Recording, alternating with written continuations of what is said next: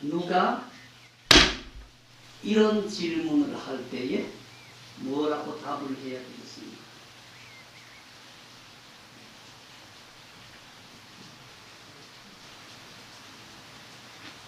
이때 어떤 답이 맞겠습니까? 인간의 혓바닥 움직이고 몸뚱어리 까딱까딱하고 책장 넘기고 이런 거는 어떤 답이라도 답을 알 수가 있고 답이 나오는데 지금처럼 그런 질문을 누가 할 때에 우리는 뭐라고 답을 해야 되겠습니까?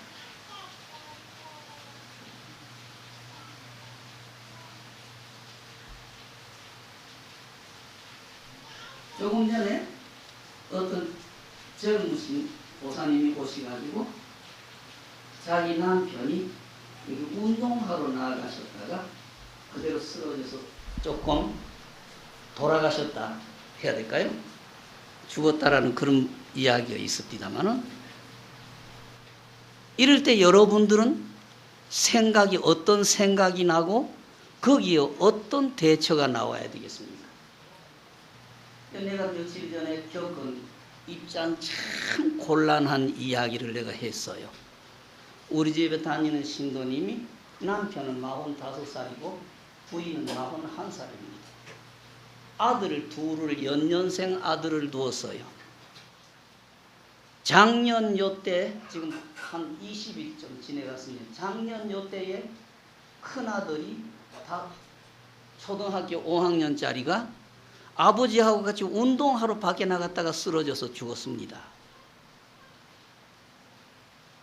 금년에 그 작년에 죽은 아들 제사날이 왔는데 그 아들의 제사날은 큰아들의 제사날은 일요일 날이었었고 토요일 날 작은 아들이 학교 가서 수업하다가 그대로 죽어버렸습니다. 아들 둘을 5학년까지 길러가지고 작년에 하나 잃어버리고 금년에 하나 잃어버린 이 아버지 어머니에게 무슨 말이 통할 것 같습니까?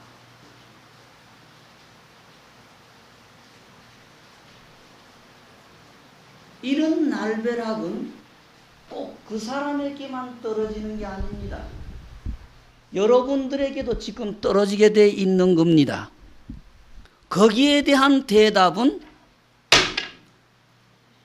이런 질문이 떨어질 때 딱 대답을 할 수 있는 그 대답이 나올 수 있는 사람이라야 거기에 대한 대답이 나오게 되어 있습니다. 여러분들은 참 영리하고 똑똑해요. 눈에 보이는 것만 믿고 눈에 안 보이는 것은 안 믿어요. 그렇게 똑똑한 여러분이라고 하면은 눈으로 가지고 여러분의 마음이다 내 생각 하는 거 보셨습니까? 눈에 보이는 것만 믿고 눈에 안 보이는 거 안 믿는 여러분 같으면은 내 마음 하는 걸 믿지 말아야 되지요. 마음이라는 거 보셨습니까, 누가? 마음이라는 것은 물건이 아닙니다. 눈은 물건이에요. 눈은 물건이기 때문에 물건밖에 못 걸어요. 눈이라는 물건을 가지고는 물건은 다 걸 수 있어요. 쳐다볼 수가 있어요. 하지만은 눈이라는 물건 가지고 물건이 아닌 거는 못 쳐다봐요. 그러니까 눈에 안 보이는 걸 못 믿고 안 믿으려고 하면은 내 마음 하는 그것도 믿지 말아야지요.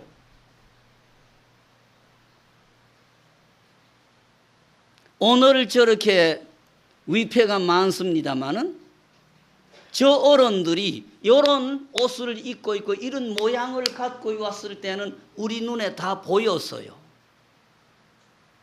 하지만 저 어른들이 이 모양을 딱 벗어버렸을 때는 물건이 아니기 때문에 저 어른들은 못 쳐다보게 돼 있어요. 저 어른들은 물건이 아니기 때문에.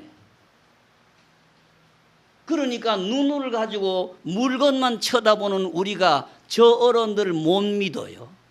있다는 소리도 못하고 있는지 없는지도 몰라요. 그래서 돌아가신 후에 저 어른들을 믿을 수 없다고 하면은 여러분들이 마음이라는 것도 믿지 말아야 된다는 이야기예요. 마음은 물건이 아니기 때문에 눈이라고 하는 물건을 가지고는 못 쳐다보게 돼 있는 겁니다. 저 어른들이 이런 모양을 가지고 왔을 때는 눈이라는 물건을 가지고 그 물건을 쳐다볼 수 있었어요. 여러분들이 아버지 엄마라고 해도 아버지 어머니라고 이 몸뚱어리 물건만 쳐다봤지 아버지 어머니의 마음 못 쳐다봤어요. 내 마음 하는 걸 못 쳐다보는 것과 똑같이 아버지 어머니 모습으로 된 몸뚱어리만 쳐다봤지 아버지의 마음 엄마 마음 못 쳐다봤어요. 마음이라는 게 물건이 아니기 때문에 일단 저렇게 우리 이런 몸뚱어리 딱 벗어버린 저 세계를 영가라 그러죠. 또 조금 듣기 거슬리는 이야기라면 귀신이다 그러죠. 물건이 아니기 때문에 눈으로 못 보는 겁니다.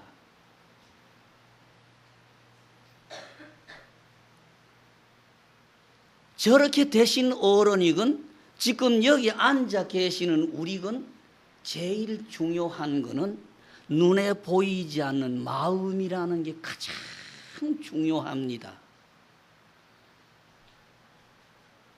절이라고 하는 데는 와서 부처님한테 절을 하라고 하는 데가 아닙니다. 또 여기 와서는 부처님한테 불공하고 영가천도 하라고 하는 데가 아닙니다. 여러분의 가슴에 응어리를 풀어라는 걸 가르쳐주는 데가 절입니다. 부처님의 가르침이라는 것은 마음의 응어리를 풀어버리고 모든 데에서 확 벗어나는 걸 가르치는 데가 절입니다. 여러분들 절에 다니면서 내 마음의 응어리를 얼마나 푸셨습니까? 부처님 앞에 와서 절을 한다고 하면서도 내 가슴의 응어리 하나를 풀려고 생각을 안 하고 욕심 붙여서 아이고 우리 집에 무엇이 재수가 있도록 해주시고 우리 아들이 입학시험에 잘 되도록 해주시고 우리 남편이 무엇이 진급하도록 해주세요. 이런 욕심만 부리고 있지 여러분의 가슴에 응어리 풀려는 생각을 안 합니다. 내가 곳곳에 가서 이야기를 드려요. 내가 얼마나 더러운가. 내다 전부 이 자리에 계시는 분들이 내다 소리 다 합니다. 내가 얼마나 더럽고 내가 얼마나 추집은지 생각해 보셨습니까?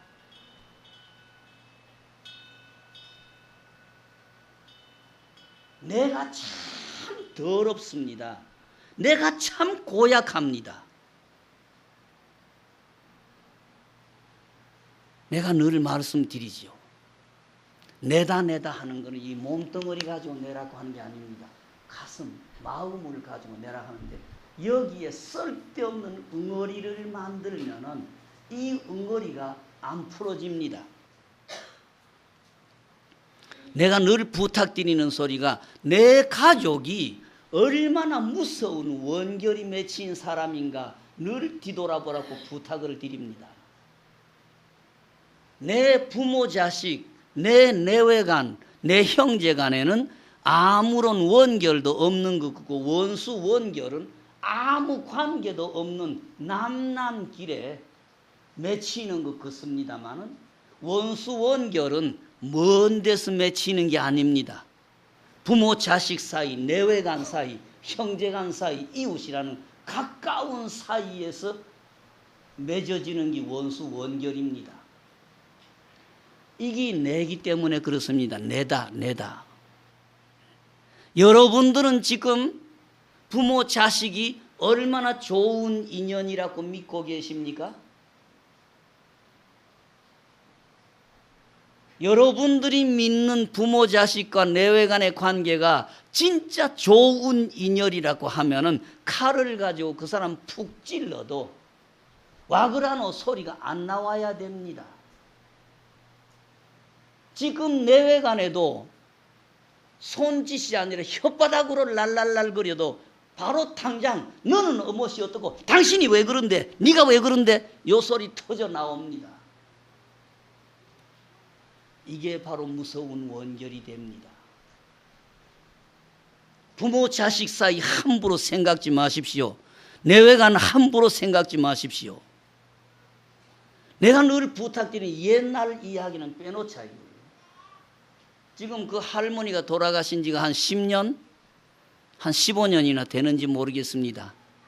내가 곳곳에 가서 이 이야기를 해요. 내가 얼마나 고약한가. 내다 하는 내가 얼마나 고약한가를 늘 이야기를 드려요. 서울 쪽에 계셨던 분인데 할머니는 좀 억센 분이고 남편은 참 얌전하고 착한 분이었었어요. 남편 되는 분은 참 법이 없어도 산다고 하는 착한 어른이었었고 할머니는 좀 억셌어요. 이 억센 할머니가 착한 남편이 착하다가 아니라 못났다 이겁니다. 착한 남편을 못났다. 그래가지고 그 남편을 제치놓고 할머니가 나서가지고 땅 장사, 집 장사를 해가지고 돈을 벌어서 바깥의 일을 전부 할머니가 차치고 포치고 다 했어요. 밖에 가서 속이 상하면 집에 들어와서 그 얌전한 남편을 막 구박을 하고 맥살이를 들었다가 놨다가 생각이 화가 나면 남편 쫓아냈다가 화가 나면 또 잡아들였다가 하는데 내외간이라고 하는 사이 내 가족 남은 용서가 되지만 내 가족 용서 안 된다고 내가 늘 말씀을 드려요. 여러분들도 남남길의 사이는 할 수 없어서라도 용서를 하고 양해하는 일, 내 가족에게 양해가 안 됩니다. 내 가족을 먼저 풀어야 되는데 남에게는 푸는 척 하면서도 내 가족은 안 풀어, 못 풀어. 이렇게 고약한 게 내예요. 그러니까 그 언제나 그 억센 할머니가 얌전한 남편을 구박을 하니까 아무래도 남편도 생각이 있겠지요. 특히 부인에게 구박당한다 하면 그 남편이 얼마나 속이 상하겠습니까? 겉머리로는 남의 체면도 있고 남 앞에 내외간에 싸운다든지 뭐 이런 저런 거 있으니까 바깥 어른이 참고 못 견디고 그래도 참는지 했는데 속은 확 응어리가 맺힌 거죠. 영감님 가슴에 응어리가 맺힌 거예요. 아들은 없었어요. 딸 둘이 있었어요. 큰 딸을 시집 보내고 2, 3년 후에 작은 딸을 시집을 보내놓고 이 영감님이 60알에 자살을 했어요. 자살한 거는 지금부터 전현 가슴에 내가 못 친다 이겁니다. 전현에게 내가 한평생 당한 구박을 보복한다 이겁니다. 그래서 영감님이 자살을 했어요.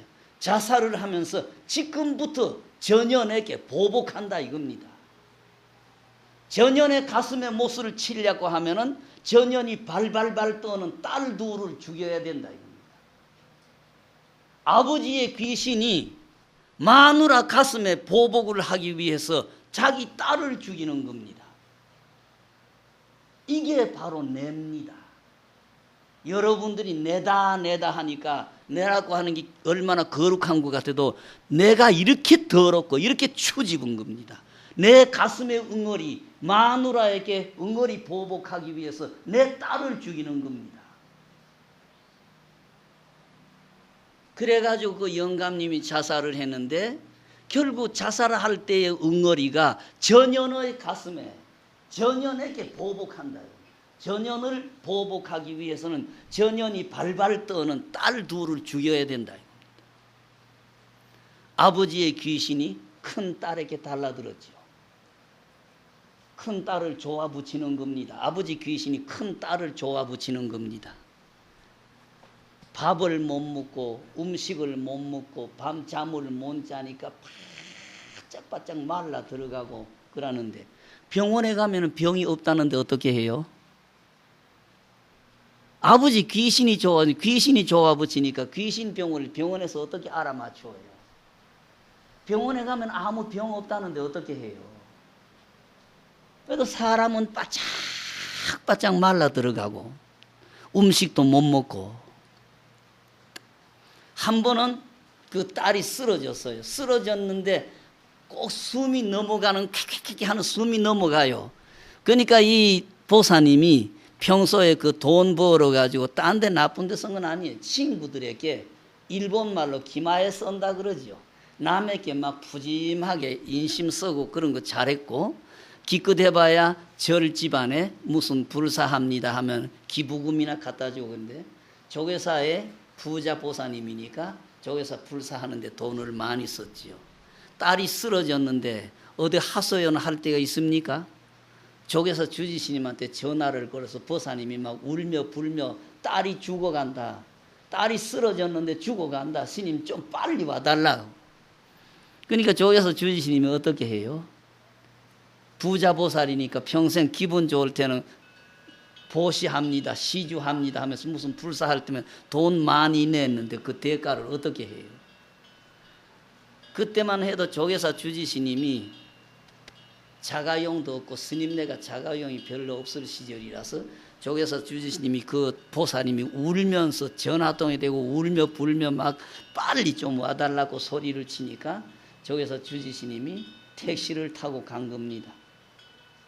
택시 타고 딱 가가지고 현관문을 열고 들어가면서 맑은 유리로 딱 방 안을 쳐다보는데 딸은 쓰러져 가지고 있고 할머니 쩔쩔 매는데 스님이 딱 들어가다가 보니까 딸 배우에 한 60대 남자가 딱 걸터 앉아서 두 손을 가지고 딸의 목을 조르고 있더라 이겁니다. 당하는 당자도 모르고 곁에서 쩔쩔 매는 할머니도 모르는데 조계사 주지스님이 딱 들어가다가 현관문 열고 딱 맑은 유리문으로 안이 들여다 보이는 자리 딱 갔는데 쓰러져 있는 딸 배우에 한 60대 남자가 걸터 앉아서 두 손으로 딸의 목을 조르고 있더라 이겁니다. 그러니까 스님이 급해가지고 문 열면서 큰 헛기침 탁 하고 신도 바로 잡아 놓을 틈도 없고 딱 들어가니까 딸 배우에서 걸터 앉아서 딸의 목을 조르던 영감님 한 60대 남자가 옆으로 내려앉더라고요. 방 안으로 들어갈 시간도 없고 그 자리 딱 앉아가지고 스님이 진언을 막 한 거죠. 그 스님 말이 그래요. 대가리 털라고 외운 진언은 다 했다 그래요. 한 3, 40분 앉아가지고 당신이 외운 진언이라는 걸 전부 다 했다는 이야기예요. 한참 한 40분 그렇게 하다가 보니까 스님 눈에 그 영감님의 모습이 안 보이더라 이겁니다. 이제 딸은 털고 일어났고 딸이 털고 일어나니까 할머니는 좋아가지고 아가 뭐 배 안 고프나 뭐 먹을래? 뭐 어떻고? 이렇게 했지요.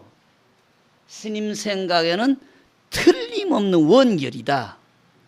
원결이 아니면 이런 현상이 있을 수가 없다. 그래가지고 앉아서 차 한 잔을 마시면서 할머니에게 남에게 원결을 맺은 생각 없느냐, 남의 가슴에 칼을 꼽은 그런 생각 없느냐 그러니까 없다는 거죠. 딸에게도 그런 생각은 딸은 그런 기억 더더구나 없다. 하지만 조계사 주지스님은 원결이 아니면 이런 현상은 안 일어난다 이겁니다. 틀림없는 원결이다. 그래서 조계사에 들어오신 뒤에 그 딸의 친구들, 할머니 친구들 여러 수소문을 해보니까 모두 이야기가 남에게는 그런 일이 없을 거고 한평생 그 얌전한 남편, 얌전하고 착한 남편을 못났다고 늘 구박을 했으니까 가슴에 못이 박혔으면 그 영감님 가슴에 못이 박혔지 딴 사람에는 그런 일이 없다. 그래서 조계사 주지스님이 할머니를 불러서 영감님에게 잘 못한 생각 없느냐 그러니까 그 병신 새끼 때문에 내가 한평생 고생했는데 내가 왜 그 새끼 앞에 무릎을 꿇어야 되느냐. 영감님한테 잘 못한 것 없다. 결국 그 딸을 죽였습니다. 그렇게 죽었습니다. 귀신이 좋아붙이는데 어떻게 병원 가서 치료 방법이 없는데 그 큰 딸이 죽었어요. 지금 조계사 경내에 가면은 그 옛날 자리가 많이 바뀌졌습니다만은 옛날 조계사 앞쪽에 그 큰 회나무가 있고 그 자리가 49일이든지 지내면은 마지막에 그 위패도 그 자리 가서 태우고 옷도 태우고 마지막 배송이다 그러죠. 보내는 자리입니다. 그 큰 딸 49제에 그래도 대보살 딸 49일이 되는 그 친구들이든지 평소에 그 곁에 있던 사람 수십 명이 왔죠. 다 끝나고 마지막에 그 자리 딱 나가는데 수십 명이 나갔는데 아무도 못 봤어요. 조계사 주지스님이 혼자 딱 쳐다보니까 딸 배 위에서 딸의 모구를 절하던 영감님이 그 섰더라는 이야기입니다. 마지막에 옷 태우고 지방 위패 태우고 하는 그 자리에 그 영감님이 딱 서가지고 스님한테 삿대질을 하고 달라들으면서 당신은 제3자다. 당신은 제3자인데 왜 이 일에 개입해서 이래라 저래라 소리 하느냐. 내가 이거 보복하지 않고 그대로 둘 것 같으냐고. 당신 관여하지 말라고 삿대질을 하고 조에서 스님한테 했는데 등골에 식은 땀이 쫙 흐르더라고 그래요. 큰 딸을 그렇게 죽였어요. 둘째 딸 이민 갔는데 둘째 딸도 언니하고 똑같은 징세로 죽었어요. 미국에 가서 살면서 그렇게 우리나라보다는 의학이든지 뭐 발달된 나라지만 귀신이 접지는데 어떻게 해요? 병원에서 어떻게 귀신병을 고쳐요? 작은 딸도 그렇게 죽였습니다. 이게 바로 냅니다. 내다 하는 내가 그렇게 처짓고 더럽다는 이야기예요. 내 가슴에 응어리를 풀기 위해 가지고 내 딸을 내 손으로 죽이는 게 바로 냅니다. 이렇게 무서운 게 내라는 이야기입니다. 여러분들의 가슴에 그 응어리가 그렇게 무서운 거예요. 이 가슴에 응어리를 남겨가지고는 천도적인 무엇은 아무 소용이 없습니다. 절에 다니시는 분은 부처님의 이름 부지런히 부르면서 가슴에 응어리 풀어야 됩니다. 남자분이건 여자분이건 부모에게건 형제간이건 내외간이건 남에게 가슴에 응어리 이걸 풀어야 되는 게 부처님의 가르침입니다. 이거 가슴에 남겨두면 아무것도 안 됩니다. 여러분들 가슴에 응어리가 남으면은 여러분들의 아들, 손자, 증손자가 못 살고 골통을 먹어요.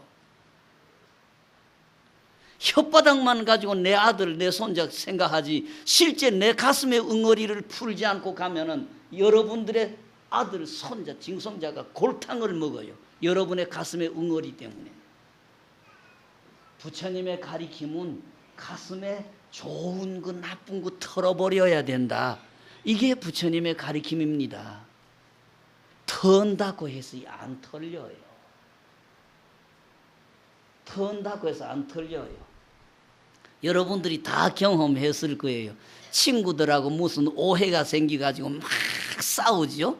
뒤기 싸우고 나서 말도 안 하는데 곁에 친구들이 와가지고 수십 년 친구 사이 그럴 수 있나? 풀어라 하면은 혓바닥으로는 풀었어. 나 아무것도 없어. 다 풀었어. 잊어버렸어. 다 해봤지요 그 소리. 가슴기 풀어집니까? 가슴에 응어리는 그대로 꼭 끼놓고 혓바닥만 나는 다 풀었어. 다 잊어버려서 아무것도 없어. 살아있을 때나 죽은 뒤에 똑같은 겁니다. 혓바닥 가지고는 안 풀립니다. 이 응어리를 풀려고 하면은 부처님의 이름이나 주력이나 경을 부지런히 읽으셔야 돼요. 그러다가 보면은 이 부처님의 이름을 지극히 부르면서 축원하는 이 힘으로 저쪽 인연이 가슴의 응어리가 차츰차츰 풀어져요. 딴 방법 가지면 가슴의 응어리가 안 풀어집니다. 내 가슴 속에 영감님에게 대한 거, 자식에게 대한 거, 부모에게 대한 거 이거 확 털어버려야 여러분이 극락갑니다. 부처님 집안에는 절에 와서 절해라, 뭐 시주해라 보다도 당신 가슴의 응어리 풀어라. 당신 가슴의 응어리를 푸는 방법을 일러준 게 부처님의 경입니다. 세상이라고 하는 것, 불교에서 부처님이라는 것은 빛깔도 모양도 소리도 냄새도 없는 걸 부처님이라고 그럽니다. 여러분의 마음이 바로 부처라 그러지요. 여러분의 마음이 빛깔도 모양도 소리도 냄새도 없습니다. 하지만은 그 응어리가 눈으로는 안 보이는 응어리가 그렇게 무서운 재앙을 끌고 옵니다. 내가 늘 농담하는 소리입니다. 남편이 만약 나를 두고 남편이 딴 여자 손대가지고 같이 산다 하면 용서가 되겠습니까? 전 세계에 아무리 착한 부인이라도 내 남편이 나를 두고 딴 여자 사귀어서 살림살이 차리다 하면 용서 안 됩니다. 가슴의 응어리가 그렇게 무서운 겁니다. 그래서 절에 오시는 거는 가슴에 응어리 푸는 방법, 남한테 얽힌 감정, 내 가족 사이에 괘씸한 거, 섭섭한 거, 얽힌 걸 풀어버리는 걸 가르쳐 주는 데가 절이고, 부처님의 경전은 이 가슴이라는 데 얽힌, 마음에 얽힌 모든 잘못을 풀어가는 방법을 일러주신 게 부처님의 경전이고, 불교에서 해탈한다, 해탈을 한다고 하는 거 벗어난다는 이야기입니다. 내 가슴의 응어리에서 벗어나야 돼. 그래야 여러분들이 죽은 다음에 극락을 갈 수 있지. 아무리 절에 다니고 절을 몇백 배 몇천 배를 해보고 기부금을 아무리 내봐야 내 가슴의 응어리 그대로 두고 숨이 지면은 가슴의 응어리 때문에 고통의 나라를 가게 돼 있는 겁니다. 절에 다니시는 분은 좋은 것도 풀어버리고 나쁜 것도 풀어야 됩니다. 내가 찌어서도 몇 차례 말씀드렸어요. 불교에 처음 절에 들어오면은 남하고 원결 원수를 맺지 말아라고 해서 가르쳐주는 율문초에 옛날 중국에 한나라 때에 맺혀 있던 한나라 때에 원앙이라고 하는 정성하고 조착이라는 정성이 원결이 맺힌 이야기를 해줍니다. 인간의 원결이 며칠 후에 저 사람 죽어버리면 풀어지는 게 아닙니다. 우리 가슴의 응어리는 몇백 년이 지내가든지 그 일이 부딪혀가지고 그 사람하고 나하고 사이에 부딪힌 인연이 거꾸로 본자리 뒤돌아가야 원결이 풀어지지. 절대 원결은 그 사람 죽었으니까 뭐 그렇게 뭐 살아있을 때에 미워하고 뭐 하든 뒤지니까 그만이 돼. 눈으로는 그게 안 보이지만 이 원결이 맺힌 거는 천년, 2000년이 그대로 갑니다. 그래서 중해 집안의 율문초라고 하는데 보면은 옛날 중국 역사의 한나라 때에 얽힌 원결이 서기 800년 당나라 때에 인간의 시간으로 1100년이 지나간 후에 그 원결이 풀어진 이야기가 나옵니다. 그러면서 우리 가슴에 맺는 응어리가 이렇게 무서우니까 절대 남하고 남의 가슴에 못을 치는 짓, 남의 눈에 눈물이 흐르는 짓을 하지 말라고 해서 남과의 원결 맺는 게 그렇게 무섭다는 걸 일러주는 게 있습니다. 우리는 이렇게 살다가 그 사람하고 다퉈놓고 만날 때마다 삿대질하고 뭐 네가 어떻고 내가 어떻고 하다가 한쪽 사람 죽어버리면 끝나는 것 같아요. 안 끝납니다. 절대 끝나지 않습니다. 천년, 2000년이 가도 언제든지 그 자리에 뒤돌아와서 그 두 사람이 몸을 바꿔서 탁 부딪혀 난 다음에 풀어지지, 이런 계기가 없이는 안 풀어집니다. 좋은 감정도 가슴에 품지 마십시오. 좋은 감정도 품지 마십시오. 내가 그 태계 이 선생님하고 단양 고을에 있던 두향이라고 하는 기생 이야기를 해드렸지 않습니까? 좋은 인연도 가슴에 끼지 말아라 이겁니다. 두향이라고 하는 단양 고을의 기생이 태계 선생님 48살 때에 단양 군수로 2년 와서 딱 계셨는데 태계 선생님의 인품에 반한 거죠. 딴 사람들은 사나이 그 골원이다 뭐다라고 와도 전부 어떤 줄을 타가지고 자기 벼슬을 올라가려고 하고 어떻든 돈 벌어가지고 뭐 하려고 하고 백성들의 고생이야 어떻게 되든지 말았든지 지 물질, 지 재산, 지 어떻든 줄 만들어가지고 벼슬 높이 올라가려고 애쓰지 참으로 국민을 위해서 국민을 편안하게 해주고 국가를 위해서 해주시는 분은 태계 선생님밖에 못 봤다. 그래가지고 이 두향이라는 기생이 단양 고을 기생이 돼가지고 있으면서 태계 선생님에게 그렇게 인격적으로 인간적으로 인품으로 사모한 겁니다. 그러는데 2년 후에 태계 선생님이 고향으로 돌아가시게 됐어요. 태계 선생님 단양 군수하다가 2년 만에 자기 형님이 충청북도 관찰사로 오셨어요. 도지사로. 요새 사람 같으면 형님이 도지사로 왔으니까 단양 군수 같은 사람이 어떻든지 줄대서 형님 빼기라도 해서 높은 데 가려고 애쓸 낀데 태계 선생님은 사표를 냈어요. 형제간이라는 인연 때문에 나라 일을 망친다고 해서 단양 군수를 사표를 내고 고향으로 돌아가 버렸어요.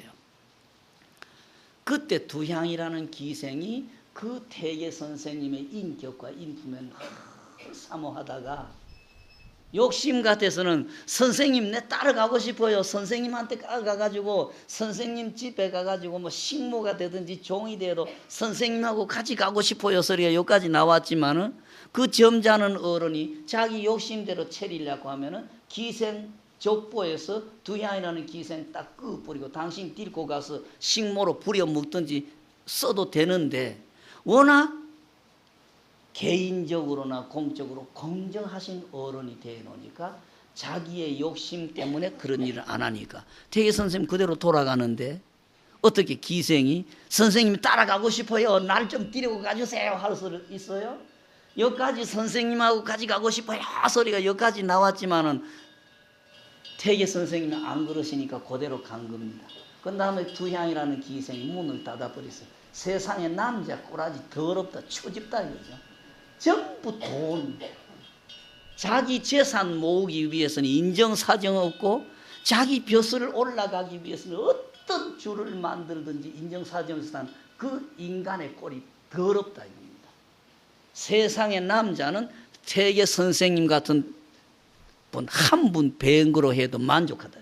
그래서 나는 다시는 내 눈에 남자라는 모양을 안 쳐다본다고 태계 선생님이 돌아가신 후 문을 닫고 앉아있다가 두향이라는 기생이 죽었어요. 죽을 때에 마지막에 나하고 선생님하고 늘 올라가서 서로 시짓고 노래하고 이야기 주고받던 거북봉이라고 지금도 그 충주 댐에 거북봉이 잠겼습니다마는 물이 많이 차면 거북봉이 잠기고 물이 줄어들면 거북봉이 드러납니다. 거기에 큰 바위에 거북구자하고 바위 암자는 태계 선생님이 쓰신 귀암이라는 글이 있습니다. 두향이라는 기생이 죽으면서 내 죽고 나거든 선생님하고 늘 올라가서 이야기 주고받던 그 거북바위 그 앞에 내 묘 해달라고 부탁을 했어요.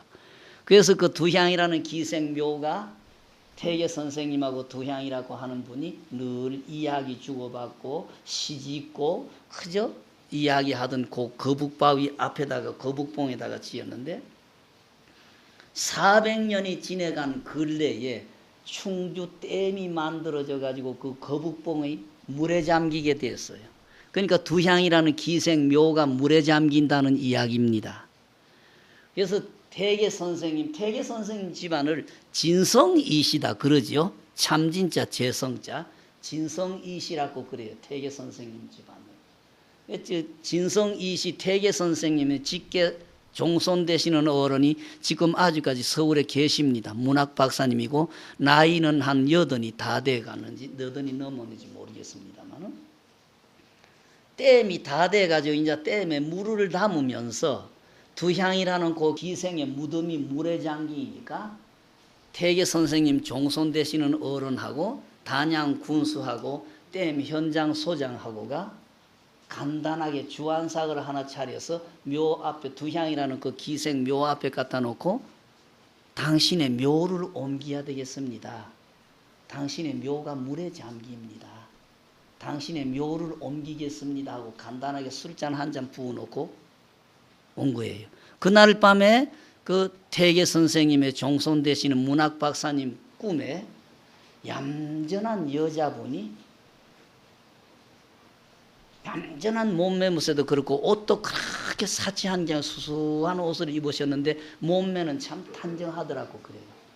이 부인이 한 분 와서 다소곳이 자기 앞에 와서 무릎을 꿇고 절을 하면서 두향입니다. 제가 두향입니다.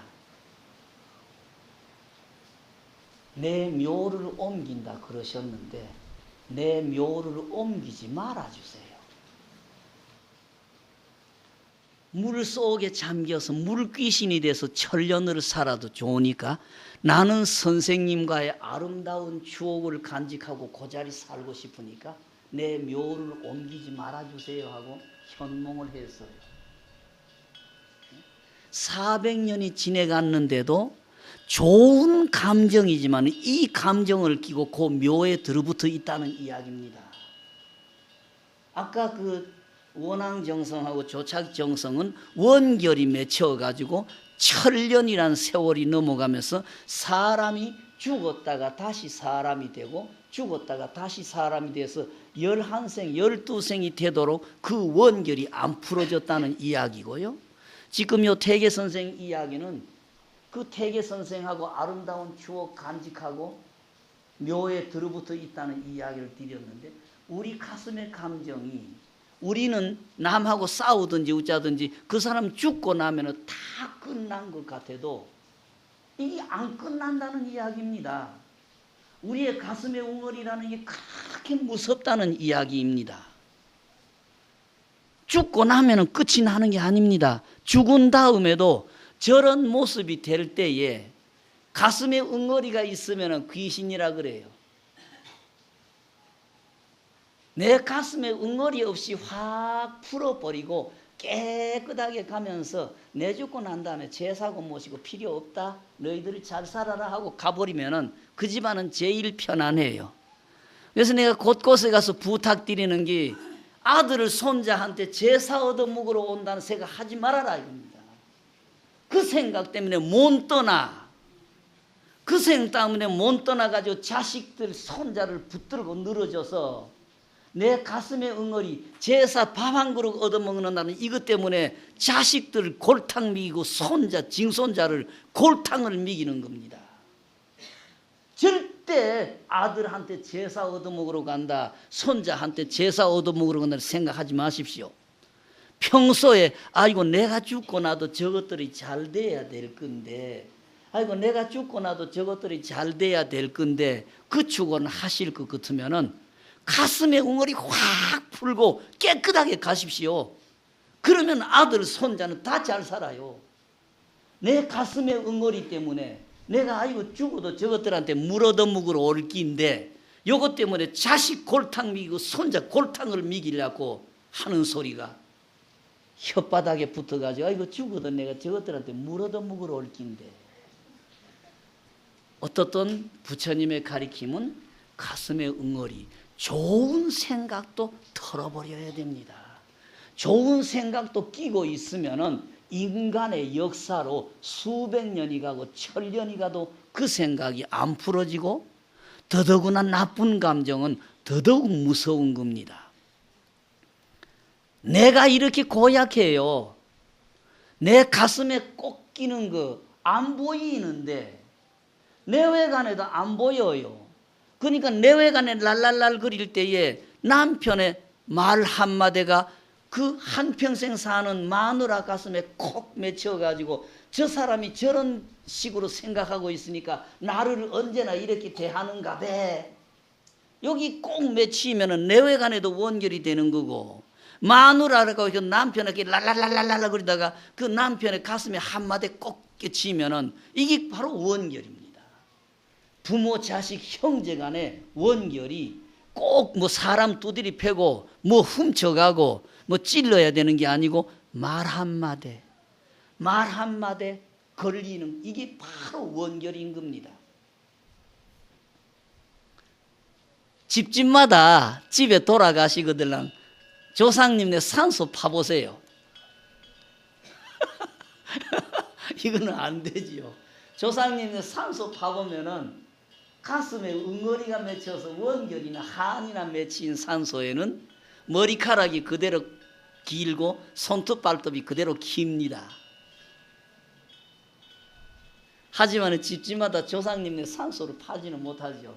나도 뭐 우리 아버지 우리 어머니 땅에 묻어놓고는 안 파봤으니까. 가슴의 응어리가 그렇게 무서운 겁니다. 가슴에 응어리가 맺혀서 남에게 원결이 맺히고 남에게 가슴에 한이 맺히면은 피부가 땅에 들어가도 썩지 않는다 그랬어요. 그런데 미일라가 되는 거는 어떤 작용으로 그렇게 되는지 모르겠습니다. 하지만은 가슴에 응어리를 남기면 그렇게 안 좋아요. 땅 속에 묻힌 시신이 머리칼이 길고 손톱 발톱이 길어요.